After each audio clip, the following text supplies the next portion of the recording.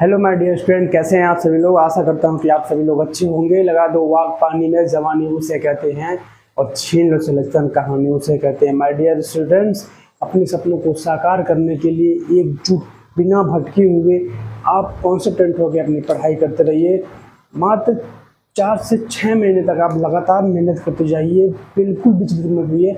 सफलता आपके घुटने टेकेगी, आपके माँ बाप का नाम रोशन होगा, आपके मोहल्ले में, आपके गांव में शोर होगे, उन पड़ोसियों के घर के सामने डीजे बजेगा जो कहते थे कि इससे कुछ नहीं हो पाएगा। मेरे शेरनियों, सजाए विपत्ति जब आती है, कायर का ही दहलाती है। सुरमा एक नहीं विचलित होते, छड़े एक नहीं धीरज खोते, फितनों को गले लगाते हैं, कांटों में राह बनाते हैं। मेरे शेरनियों, इसी मोटिवेशन के साथ अपने आप को ऊर्जावान रखिए और क्लास को चलो शुरू करते हैं। आज का सबसे बेहतरीन क्लास है। अभी हाल ही में भारत देश को दूसरा CDS अधिकारी चीफ डिफेंस ऑफ स्टाफ सौंपा गया है, वो है lieutenant general Anil Chauhan. My dear student, आज हम लोग लेफ्टिनेंट जनरल और जो है चौहान के बारे में जानेंगे और CDS के सभी महत्वपूर्ण प्रश्नों को कवर करने वाले हैं, जैसे कि CDS का इतिहास क्या रहा है, CDS की नियुक्ति किस तरह होती है, CDS की लिए योग्यताएं क्या क्या होनी चाहिए और CDS का कार्य क्या होता है और पहला CDS कब और क्यों बनाया गया। इन तमाम सभी प्रश्नों को परीक्षा की दृष्टि से महत्वपूर्ण माना गया है। ठीक है, तो इस तरह से हम लोग क्लास को शुरू करेंगे। अब आपसे बात करने जा रहे हैं, चलिए क्लास को शुरू करते हैं। अगर आप चैनल पर नए हैं तो सब्सक्राइब जरूर करिएगा और बेल आइकन जरूर दबाइएगा ताकि क्लास का नोटिफिकेशन आपको आसानी से मिलते रहे और आपकी तैयारी बेहतरीन चलती रहे, आपके सपने जल्द ही साकार हो। बस यही कामना के साथ हम क्लास लेते हैं। चलिए अब हम बात करेंगे भारत का सेकेंड CDS किसे बनाया गया। तो माय डियर स्टूडेंट, आप नोट कर लीजिएगा कि सेकेंड CDS जो है वो लेफ्टिनेंट जनरल बिपिन रावत पहले थे, लेकिन जनरल अनिल चौहान जी को बनाया गया है। ये रिटायर्ड ऑफिसर हैं, अधिकारी हैं। ठीक है, अब हम बात करेंगे CDS का इतिहास क्या रहा है।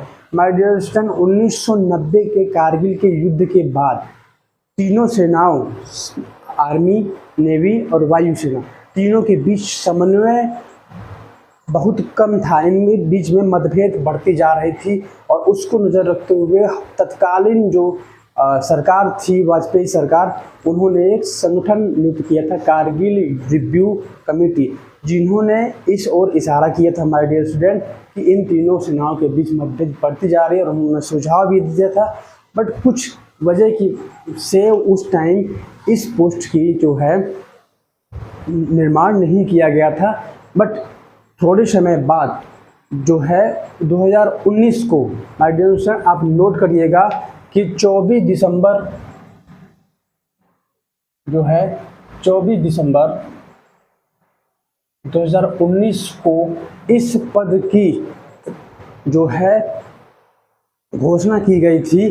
CDS की पद की घोषणा कब की गई थी तो नोट कर लीजिएगा कि 24 दिसंबर 2019 को इस पद की औपचारिक रूप से घोषणा की गई थी माय डियर स्टूडेंट। और आपको बता देना चाहूँगा कि 2020 में तत्कालीन जनरल बिपिन रावत जी को भारत देश का पहला CDS chief defence of staff नियुक्त किया गया था। और दुर्भाग्यपूर्ण जो है माय डियर स्टूडेंट, हमारे बिपिन रावत जी का जो है 28 दिसंबर को निधन होने की वजह से ये पद खाली रह गया था माय डियर स्टूडेंट। अब हाल ही में 28 सितंबर को जो है 2022 को इस पद के लिए मिस्टर जो है लेफ्टिनेंट जनरल अनिल चौहान जी को नियुक्त किया गया है। अब हम आपसे बात करना चाहेंगे, आपने इतिहास के बारे में समझ लिया कि कब इस पद के लिए 1990 से ही इस पद का दरकरार था, लेकिन इसकी घोषणा कब की गई थी CDS की जो है 24 दिसंबर 2019 को। और जो है 2020 में बिपिन रावत जी को इसके लिए नियुक्त किया गया था और दुर्भाग्यवश इनकी एक्सीडेंट की वजह से जो है ये पद खाली चल रही थी। और अब किसे बनाया गया है तो माय डियर सर, अब बनाया गया लेफ्टिनेंट जनरल अनिल चौहान, जो कि रिटायर्ड सेवानिवृत्त अधिकारी थे। अब हम बात करेंगे CDS की नियुक्ति किस तरह से होती है। माय डियर स्टूडेंट, CDS की नियुक्ति के लिए भारतीय सेना में सर्वोच्च रैंक वाले अधिकारी की जो है आवेदन लिया जाता है और इस आवेदन पर कैबिनेट समिति बनती है, रक्षा कैबिनेट समिति, वो इस पे विचार करती है और उसी का फाइनल निर्णय होता है कि किसे CDS का पद दिया जाए। माय डियर स्टूडेंट, आप नोट कर लीजिएगा कि कौन इसकी पर विचार करता है। तो इस पे जो है कैबिनेट समिति जो है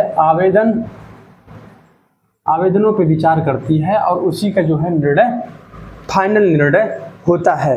अब हम आपसे बता देना चाहते हैं माय डियर स्टूडेंट, जो कि इसके जो है नियुक्ति का जो नियम है वो जो तीनों सेनाओं के प्रमुख की जो नियुक्ति होती है उन्हीं के आधार पे किया जाता है। अब हम आपसे बात करने जाएंगे माय डियर स्टूडेंट, इनकी योग्यताएं क्या क्या होती हैं। सबसे पहले हम आपसे बता देना चाहेंगे कि कोई भी अधिकारी, इसमें 2 योग्यताएं होती हैं। सबसे पहले कोई भी रिटायर्ड हो या सेवारत हो अधिकारी, वो जनरल या लेफ्टिनेंट जनरल रैंक का होना चाहिए। नोट कर लीजिएगा, जनरल या लेफ्टिनेंट जनरल रैंक का होना चाहिए।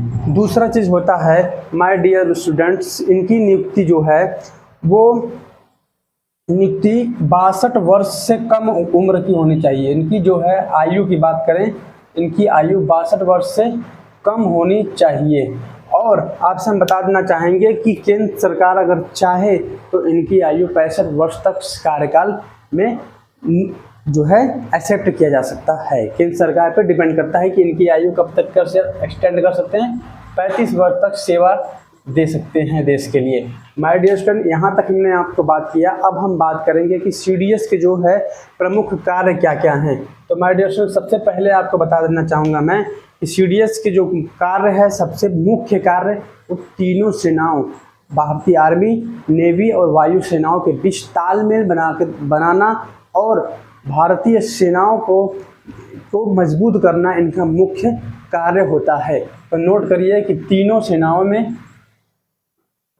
क्या है, तीनों सेनाओं में क्या है, तालमेल और देश की सेना को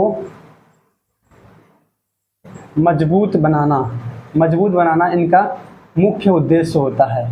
नोट कर लीजिएगा माय डियर स्टूडेंट, यहाँ से ये प्रश्न आ सकता है एग्जाम में कि क्या क्या इनके कार्य हैं। दूसरा कार्य यहाँ पे होता है माय डियर स्टूडेंट कि ये रक्षा मंत्रालय के जो है सैन्य सलाहकार के रूप में कार्य करते हैं। नोट करिएगा कि ये जो है सैन्य सलाहकार के रूप में जो है रक्षा मंत्रालय के कार्य करते हैं। अब तीसरा चीज़ मैं आपसे बता देना चाहूँगा कि CDS की 3 प्रमुख जिम्मेदारियां होती हैं। पहली बात, जिम्मेदारियां क्या क्या हैं, तो जिम्मेदारियां आप नोट कर लीजिएगा कि सबसे पहला जिम्मेदारी होता है वो CDS का होता है। CDS की जिम्मेदारी तो इनके पास होती है चीफ डिफेंस ऑफ स्टाफ का। दूसरा इनका जो है जो जिम्मेदारी होती है वो होती है चीफ ऑफ स्टाफ की। चीफ ऑफ स्टाफ की जिम्मेदारी इनके पास होती है माय डियर स्टूडेंट। अब दूसरा बात होता है चीफ ऑफ डिफेंस जो है स्टाफ, एक कमेटी होती है, उसका जो है ये मुख्य होते हैं और इनकी ये जिम्मेदारी होती है। तीसरा चीज़ होता है इनका माय डियर स्टूडेंट, वो है सचिव, DMA के सचिव की जिम्मेदारी होती है। अब आप कहेंगे सर तीसरा क्या होता है आपने, DMA की सचिव। तो DMA की सचिव की बात करें तो department of military awareness. Note कर लीजिएगा कि D से होता है department of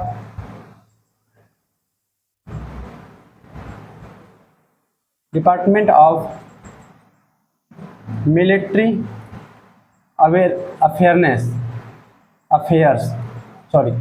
department of military affairs की जो है इनके पास जिम्मेदारी होती है। तो ये 3 प्रमुख जिम्मेदारी होती है CDS की और चीफ ऑफ स्टाफ कमेटी की और DMA की, डिफेंस ऑफ मिलिट्री अफेयर्स। इन तीनों की इनके पास CDS के पास जिम्मेदारी होती है। अब हम आपसे बात ये करेंगे माय डियर स्टूडेंट कि CDS के पास क्या क्या चुनौतियां हैं इस समय। माय डियर स्टूडेंट, नेवी के थिएटर्स अभी बनाने हैं और तीनों सेनाओं के बीच समन्वय इकट्ठित करने हैं और देश की सेना को कई गुना मजबूत करने हैं और कम बजट के अंतर्गत ये कार्य करने हैं। ये सबसे बड़ी चुनौती होगी। और पाकिस्तान और चीन के विरुद्ध जो है ये जो संगठन है, जो ये तीनों सेनाओं के जो तालमेल है, उनको मजबूत करने का इनका सबसे प्रथम उद्देश्य रहेगा और चुनौती के रूप में भी ये हमारे अनिल चौहान जी के लिए रहेगा। तो माय डियर स्टूडेंट, ये क्लास आपको कैसी लगी? अगर क्लास अच्छी लगी हो तो क्लास को लाइक करिएगा, सब्सक्राइब करिएगा चैनल तक नए हैं तो, और हाँ, ज़्यादा लोगों के पास शेयर करिए। पढ़ते रहिए, आगे बढ़ते रहिए, अपना नाम रोशन, अपने देश का नाम रोशन करिए। जय हिंद, जय भारत।